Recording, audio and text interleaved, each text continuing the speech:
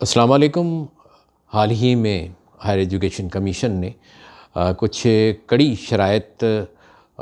لاگو کی ہیں، اور خاص طور سے کالجز کے جو الحاق ہوتا ہے جامعات سے، اس کے حوالے سے کچھ کڑی شرائط لاگو کی ہیں۔ اور وہ جو شرائط ہیں، ان شرائط پہ میں تفصیل میں نہیں جانا چاہتا، لیکن اگر آپ ان شرائط کا مطالعہ کریں گے تو آپ کو اندازہ ہوگا کہ وہ شرائط ہیں جنہیں پورا کرنا بڑا مشکل ہے، اور جس کے لیے کسی قسم کا کوئی انتظام اور کوئی اور انصرام کوئی موجود نہیں ہے۔ تو اگر آپ ایسی کڑی شرائط لگاتے ہیں کہ جس کے بعد جامعات کے ساتھ کالجز کا ایفلیشن یا ان کا الحاق جو ہے مشکل ہو جائے گا، تو پھر دوسری صورت میں سرکاری کالجز کے لیے بڑا مشکل ہو جائے گا سروائیول۔ کچھ سرکاری کالجز شاید رہ پائیں، اور دوسری بات یہ ہے کہ اس کے ساتھ ساتھ جو پرائیویٹ کالجز ہیں ان میں سے بھی بیشتر بند ہو جائیں گے، اور جو رہ پائیں گے وہ وہی ہوں گے کہ جو بہت وسائل رکھتے ہوں گے۔ جب وسائل رکھتے ہوں گے اور اگر وہ فنڈ بہت خرچ کر رہے ہیں، تو اس کا مطلب یہ ہے کہ وہ ان وسائل اور فنڈ کے ساتھ پھر جب وہ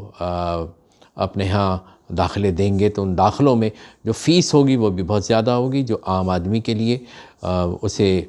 کسی بھی طریقے سے ادا کرنا اس کا بہت مشکل ہو جائے گا۔ یوں ایک جو راستہ ہے علم کا اور تعلیم کا، وہ رک جائے گا۔ تو سوال یہ پیدا ہوتا ہے کہ ان اقدامات سے ہمیں حاصل کتنا ہوگا اور ہمیں نقصان کتنا ہوگا۔ تو ابھی تک جو صورتحال ہے اس سے یہ معلوم ہو رہا ہے کہ اس سے نقصان زیادہ ہوگا۔ اس کا بڑا سیدھا سا طریقہ یہ ہے کہ بلکہ ایک استاد کی حیثیت سے میری یہ درخواست ہے کہ پہلے کوشش یہ کی جائے کہ ان تعلیمی اداروں کو اگر کوئی سہولت حاصل نہیں ہے تو ان پہ کام کیا جائے۔ کالجز ہیں اور محکمہ تعلیم انہیں جو صوبائی محکمہ جات ہیں انہیں بہتر طریقے سے چلانے کی کوشش کر رہے ہیں۔ اس وقت کرٹیسائز کرنے کا کوئی وقت نہیں ہے۔ بہت سے معاملات ہیں کہ جن پہ تنقید بھی کی جا سکتی ہے، لیکن اس کا وقت نہیں ہے۔ لیکن میں یہ سمجھتا ہوں کہ ہائر ایجوکیشن کو جب اس کے نام کے ساتھ ہائر ایجوکیشن لگا ہے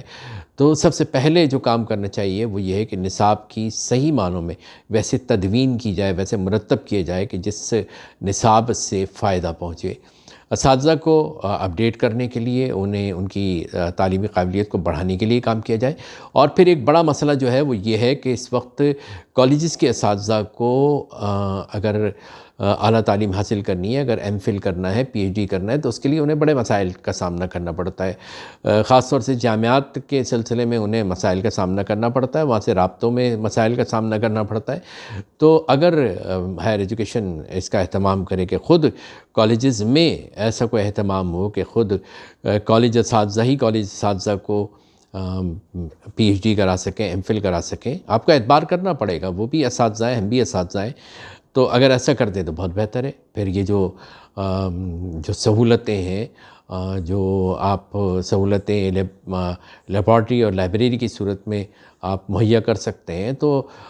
جب ایچ ای سی کا، ہائر ایجوکیشن کمیشن کا جو حصہ تھا، جو امداد تھی، وہ کم ہوتی جا رہی ہے، تو اس کے لیے حکومت وقت سے درخواست کی جا سکتی ہے، اور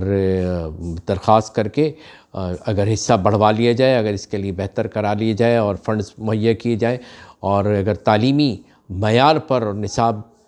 پر کام کیا جائے تو یہ زیادہ بہتر ہوگا۔ بصورت دیگر آپ اس قسم کے جو انتظامی اقدامات کرتے ہیں، جن میں آپ کا مسئلہ یہ ہے کہ آپ خود آ کے یہاں ہر جگہ جائزہ نہیں لے سکتے ہیں، آپ نے جامعات کو پابند کیا ہے، تو جامعات کو آپ نے پابند کیا ہے، اگر وہ کسی جگہ آپ کے معیار کے مطابق نہیں اترتا تو آپ کے اور جامعات کے درمیان بھی ایک تصادم شروع ہو جاتا ہے، ایک عجیب مسئلہ ہے۔ پھر اس کے بعد ایک نیا تصادم، ایک نیا مسئلہ اور ایک نیا جو ہے ایک نئی بحث شروع ہو جاتی ہے۔ تو ان تمام چیزوں کو دیکھتے ہوئے بہتر یہ ہے کہ ہائر ایجوکیشن کمیشن زمینی حقائق کو سامنے رکھتے ہوئے اپنے فیصلے مرتب کرے۔ ان فیصلوں کو مرتب کرنے میں ماہرین تعلیم اور وہ اساتذہ یا منتظمین جو کالجز کو چلا رہے ہیں ان سے رابطہ کر کے اس سے بات کی جائے۔ نیک نیتی کے ساتھ یہ بات اس لیے کی جا رہی ہے کہ ہم خود سمجھتے ہیں اور ہم خود جانتے ہیں کہ ان تعلیمی اداروں کے قیام کے بعد ان کا جو قیام کا مقصد ہے پورے طریقے سے ہم اس کی طرف نہیں بڑھ پا رہے ہیں۔ تو اس کی طرف اگر بڑھنا ہے تو اجتماعی کوشش کرنی ہوگی، اور اس کے لیے ہائر ایجوکیشن کمیشن کو بہت